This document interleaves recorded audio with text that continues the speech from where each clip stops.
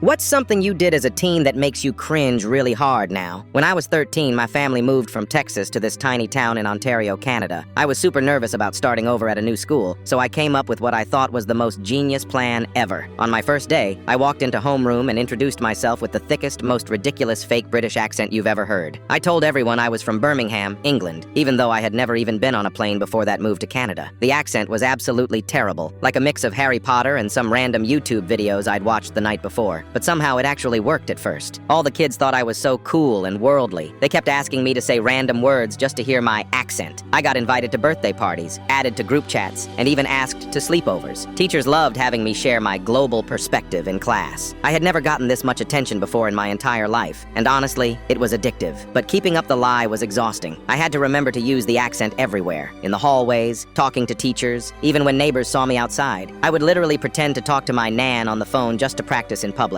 Every night, I'd stay up Googling British slang and watching videos trying to sound more natural. Then things got really bad. Halfway through the year, this new girl named Ella joined our class. She was sweet, funny, and had the most beautiful, natural British accent I'd ever heard. She was actually from Manchester. My heart sank when I realized what this meant. Of course, our English teacher immediately paired us together for a big project because we were the two British students. I spent the entire weekend panicking, trying to figure out how to avoid working with her. During our first group meeting in the library, Ella asked casually, "So, what part of England are you from again?" I completely froze. My brain went blank. I stammered something about, near Londonish Birminghamshire. Ella just blinked at me and said, "You mean the West Midlands?" I nodded way too enthusiastically. That night, I heard Ella telling some other kids that something seemed off about me. The next day at lunch, someone asked me to pronounce aluminium to settle some argument. I panicked and said it the American way. The entire cafeteria went dead silent. Just like that, my whole fake identity crumbled. Word spread through the school like wildfire. Within hours, everyone knew I was a fraud. My so-called friends stopped talking to me. Teachers looked at me with disappointment. Kids started calling me the fake Brit, and that nickname followed me around for the next 2 years. I begged my parents every single day to let me transfer schools or move back to Texas. They refused, saying I needed to face the consequences of my actions. I had to sit through the rest of 8th grade and all of 9th grade with everyone knowing I was a liar.